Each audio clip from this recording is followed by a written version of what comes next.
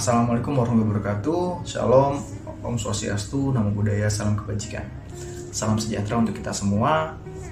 Pada pagi hari ini, mohon izin untuk memperkenalkan diri. Nama saya Gumilar Rahmat Alam dari angkatan 2018, NIM 2018-1149, kelas F dari FKG UPDMB. Pada pagi hari ini, saya akan menjelaskan mengenai prosedur tentang pemeriksaan penunjang menggunakan diagnostik saliva. Jadi kenapa sih kita bisa menggunakan saliva pada pemeriksaan penunjang? Karena saliva ini digunakan untuk pemeriksaan dan monitoring beberapa penyakit. Misalnya ada apa aja? Yang pertama ada kanker mulut, lalu mungkin menggunakan obat-obatan, kadar alkohol dalam darah, antibodi HIV, HPV, dan juga untuk kadar hormon. Jumlah saliva dengan atau tanpa distimulasi menentukan kapasitas fungsi kelenjar saliva. Kemudian untuk diagnostik saliva ini terdapat beberapa keuntungan. Yang pertama, pemeriksaan ini mudah dalam mendapatkan sampelnya. Yang kedua, peralatannya mudah didapat. Yang ketiga, tidak ada perlakuan invasif terhadap pasien. Dan yang terakhir, screeningnya bisa dilakukan pada populasi yang besar. Pada diagnostik saliva ini terdapat beberapa metode dan juga teknik dalam pengambilan salivanya.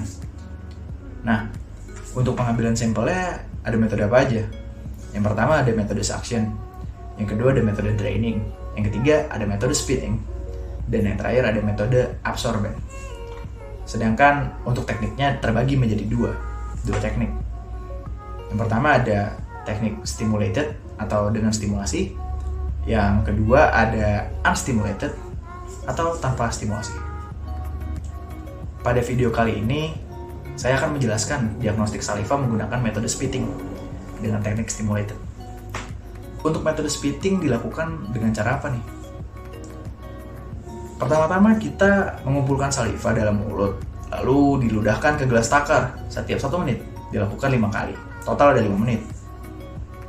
Kemudian, untuk teknik stimulated ini dilakukan untuk menilai kapasitas fungsi kelenjar saliva relatif dan juga membantu dalam menentukan keefektivitasan obat sialogoges untuk merangsang produksi saliva. Pasien diinstruksikan untuk mengunyah permen karet tanpa rasa, paraffin wax atau rubber band saat melakukan pengukuran untuk menginduksi sekresi daripada saliva. Stimulated flow rates-nya 1-2 ml per menit.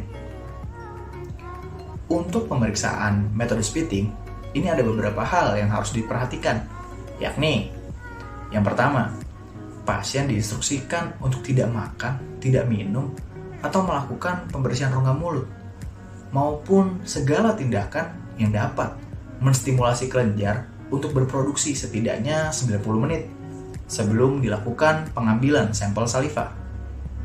Yang kedua, pasien tidak habis merokok atau dalam kondisi stres. Yang ketiga, pengumpulan saliva dilakukan antara pukul 8 pagi sampai dengan 11 siang. Yang keempat, pasien duduk tegak dan juga rileks. Disarankan duduk di kursi. Yang kelima, melepas gigi tiruan apabila menggunakannya. Yang keenam, sampel saliva ini diambil setiap 1 menit, diulang sebanyak 5 kali. Total ada 5 menit. Yang terakhir, saliva ditampung pada wadah bertakar atau gelas ukur. Lantas, alat apa saja yang harus dipersiapkan pada pemeriksaan ini? Yang pertama, kita persiapkan gelas ukur. Lalu kita persiapkan juga stopwatch. Lalu persiapkan juga paraffin gum atau permen karet bebas gula. Siapkan juga label dengan isi nama, jenis kelamin, umur, dan juga tanggal pemeriksaan. Untuk operator, kita persiapkan handscoon dan juga masker. Di zaman COVID ini, APD akan sangat baik untuk melindungi diri kita dan juga melindungi pasien kita. Prosedur pemeriksaannya ada apa saja ya? Yang pertama, instruksikan pasien untuk duduk tenang dan juga rileks. Yang kedua, instruksikan pasien untuk mengunyah 1 permen karet tanpa rasa selama 1 menit. Untuk apa? Untuk menggunakan permen. Kemudian saliva dibuang atau ditelan. Yang ketiga, setelah 1 menit pertama berlalu, kita instruksikan pasien untuk kembali mengunyah permen karet tanpa rasa yang sudah lunak selama waktu 1 menit. Selanjutnya, setelah 1 menit saliva terkumpul dalam mulut, instruksikan pasien untuk meludahkan saliva ke dalam gelas ukur. Kemudian lakukan hal yang sama pada prosedur selanjutnya sebanyak 5 kali selama 5 menit. Beri label gelas ukur dengan isi nama, umur, jenis kelamin, dan juga tanggal pemeriksaan.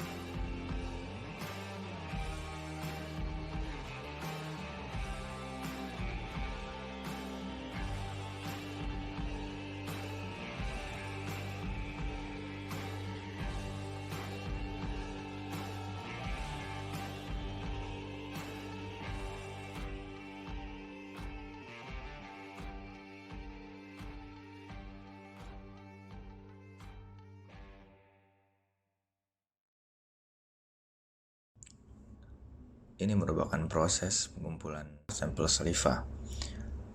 Dilakukan selama 1 menit sebanyak 5 kali, yang berarti dengan total 5 menit. Setelah melakukan pengumpulan saliva, didapatkan bahwasanya saliva sebanyak 8,5 mili di gelas ukur.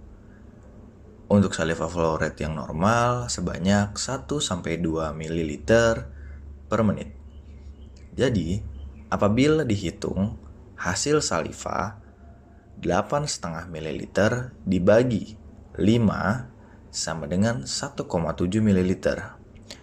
Dapat disimpulkan bahwasanya saliva flow rate saya adalah 1,7 ml per menit, yang termasuk dalam kategori normal.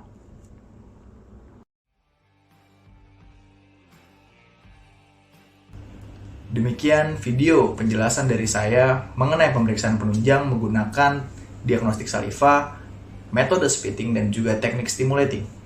Semoga apa yang saya telah sampaikan dapat bermanfaat bagi kita semua. Dan apabila ada salah kata, salah perbuatan, maupun kekeliruan, saya mohon untuk dimaafkan. Saya akhiri sampai di sini videonya. Assalamualaikum warahmatullahi wabarakatuh. Shalom, Om Swastiastu, Namo Buddhaya, salam kebajikan. Sampai jumpa rekan-rekan di lain waktu.